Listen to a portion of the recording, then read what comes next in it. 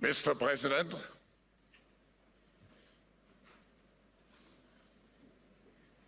hello. What great honor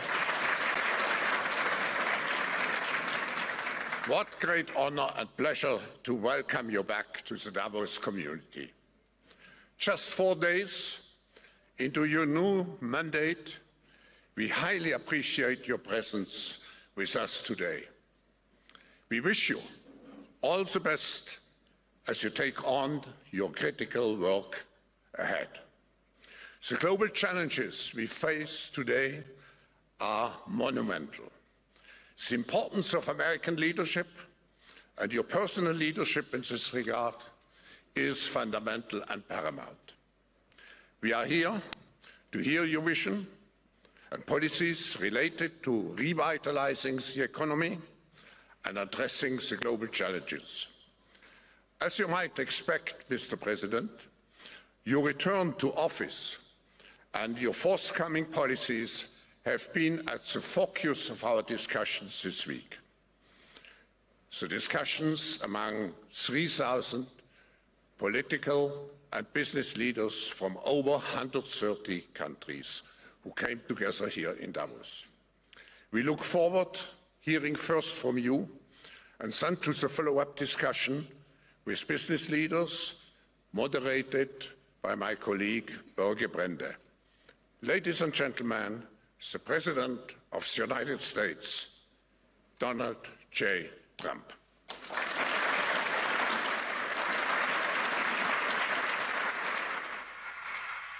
Well, thank you very much, Klaus, and hello to everyone in beautiful Davos. This has been a truly historic week in the United States. 3 days ago, I took the oath of office, and we began the golden age of America. The recent presidential election was won by millions of votes, and all seven, every one of them, all seven swing states.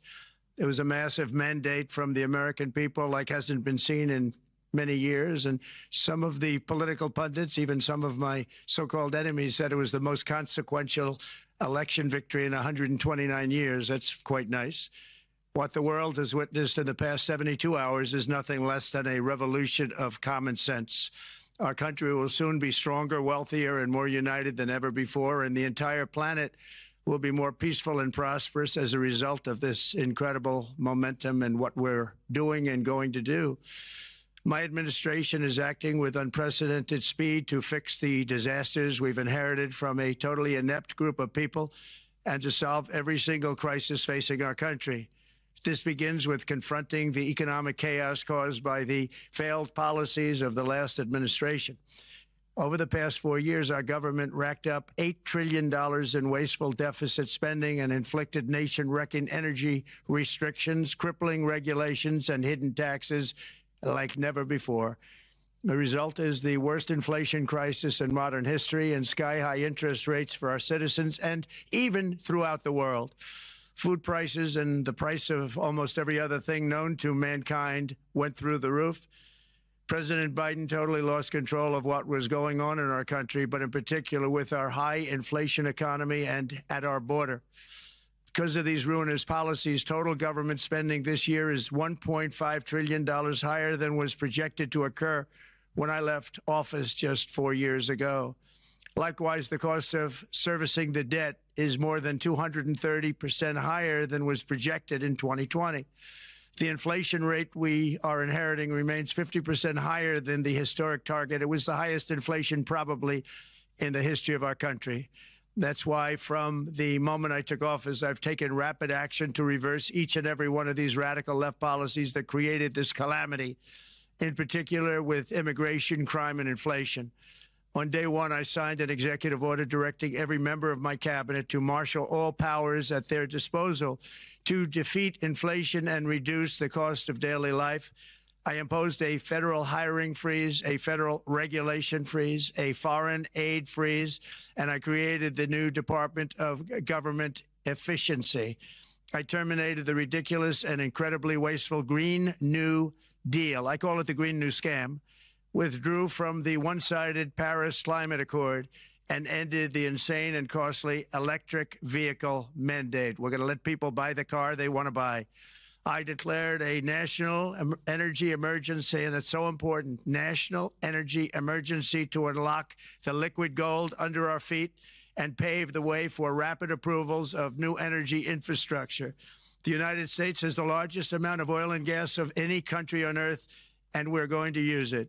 Not only will this reduce the cost of virtually all goods and services, it'll make the United States a manufacturing superpower and the world capital of artificial intelligence and crypto. My administration has also begun the largest deregulation campaign in history, far exceeding even the record-setting efforts of my last term. In total, the Biden administration imposed $50,000 in additional regulatory costs on the average American household over the last 4 years. I have promised to eliminate 10 old regulations for every new regulation, which will soon put many thousands of dollars back in the pockets of American families.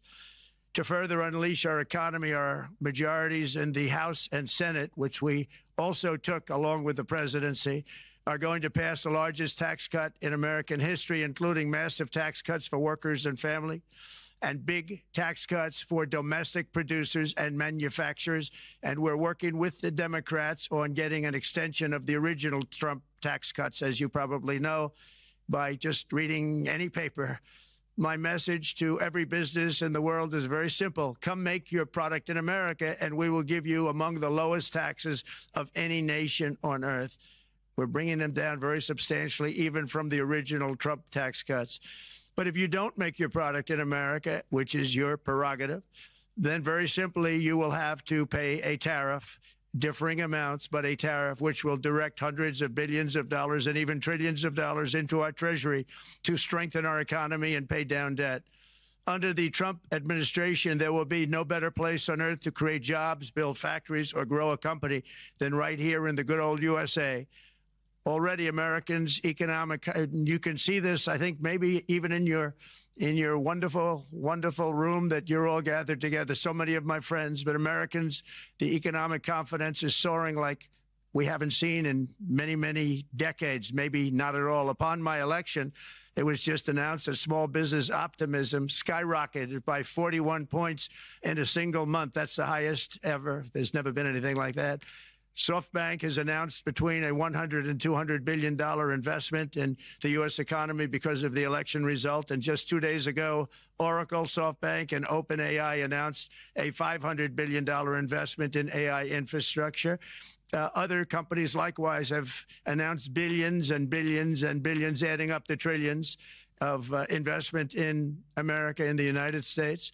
And it's also reported today in the papers that Saudi Arabia will be investing at least $600 billion in America, but I'll be asking the Crown Prince, who's a fantastic guy, to round it out to around $1 trillion. I think they'll do that because we've been very good to them. And I'm also going to ask Saudi Arabia and OPEC to bring down the cost of oil. You got to bring it down, which, frankly, I'm surprised they didn't do before the election. That didn't show a lot of love by them not doing it. I was a little surprised by that. If the price came down, the Russia-Ukraine war would end immediately. Right now, the price is high enough that that war will continue. You got to bring down the oil price. You got to end that war. They should have done it long ago. They're very responsible, actually, to a certain extent, for what's taking place. Millions of lives are being lost. With oil prices going down, I'll demand that interest rates drop immediately, and likewise, they should be dropping all over the world. Interest rates should follow us. All over, the progress that you're seeing is happening because of our historic victory in a recent presidential election. One that has become quite well known throughout the world. I think a lot of things are happening to a lot of countries. They say that there's light shining all over the world since the election, and even countries that we aren't particularly friendly with are happy because they understand what there is a future and how great the future will be. Under our leadership, America is back and open for business. And this week, I'm also taking swift action to stop the invasion at our southern border. They allowed people to come in at levels that nobody's ever seen before. It was ridiculous. I decided and declared to do, and very, very importantly, a national emergency on our border, immediately halted all entry of illegal border crossers, of which there were many, and began promptly returning the illegal trespassers back to the place from which they came. That action, as you've probably seen, has already started very strongly. I've deployed active duty U.S. military and National Guard troops to the border to assist in repelling the invasion. It was really an invasion.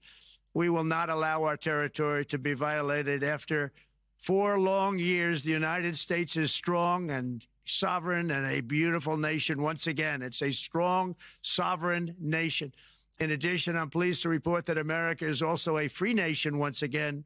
On day one, I signed an executive order to stop all government censorship. No longer will our government label the speech of our own citizens as misinformation or disinformation, which are the favorite words of censors and those who wish to stop the free exchange of ideas and, frankly, progress.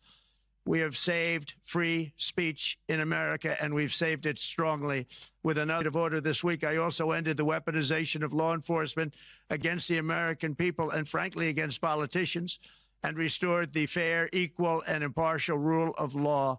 My administration has taken action to abolish all discriminatory diversity, equity, and inclusion nonsense, and these are policies that were absolute nonsense throughout the government and the private sector. With the recent yet somewhat unexpected great Supreme Court decision just made, America will once again become a merit-based country. You have to hear that word, merit-based country.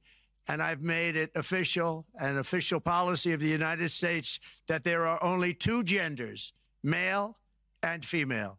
And we will have no men participating in women's sports, and transgender operations, which became the rage, will occur very rarely. Finally, as we restore common sense in America, we're moving quickly to bring back strength and peace and stability abroad. I'm also going to ask all NATO nations to increase defense spending to 5% of GDP, which is what it should have been years ago. It was only at 2%, and most nations didn't pay until I came along. I insisted that they pay, and they did, because the United States was really paying the difference at that time, and it was unfair to the United States. But many, many things have been unfair for many years to the United States. Before even taking office, my team negotiated a ceasefire agreement in the Middle East, which wouldn't have happened without us, as I think most of the people in the room know. Earlier this week, the hostages began to return to their families. They are returning, and it's a beautiful sight, and they'll be coming in more and more. They started coming back on Sunday. Our efforts to secure a peace settlement between Russia and Ukraine are now hopefully underway. It's so important to get that done. That is an absolute killing field. Millions of soldiers are being killed. Nobody's seen anything like it since World War II. They're laying dead all over the flat fields. It's a flat field farmland, and there's millions of Russians and millions of Ukrainians.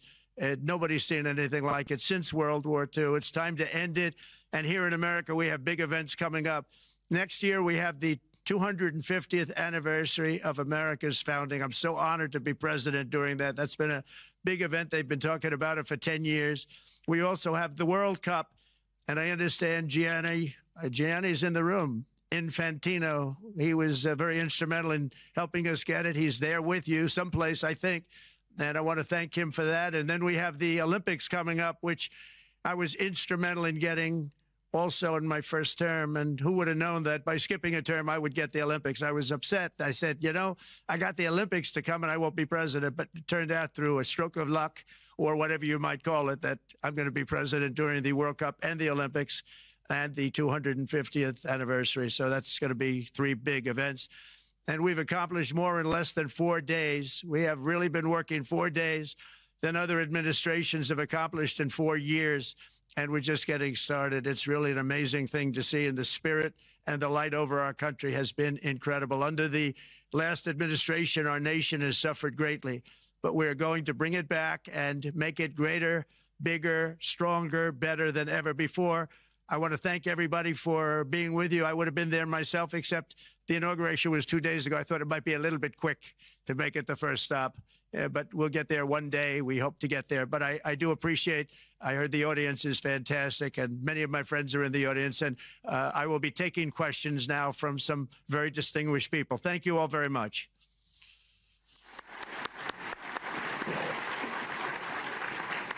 Thank you very much, Mr. President, for that very powerful speech. And I think you could hear the applause all the way from Davos to the White House. But next year it will be even better, because then you can get the applause here in Davos. So we wish you welcome to our village next year. We hope to see you. Thank you very much. So we also know, Mr. President, that you open up for interaction here. We have a great panel with some of the most distinguished business people in the world. Let me start with someone that you know really well, that I think is almost a neighbor of you in Florida. Mr. Steve Schwartzman, Chairman, CEO, and co-founder of Blackstone Group. So, Steve, floor is yours. Well, Mr. President, I'm sure the Crown Prince of Saudi Arabia will be really glad you gave this speech today.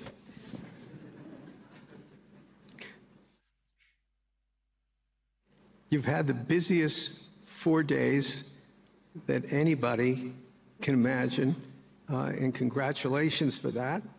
My question is about some of the things I've observed here at Davos.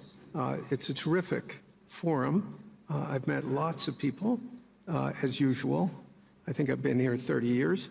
And a lot of the European business people have expressed enormous frustration with the regulatory regime in the EU.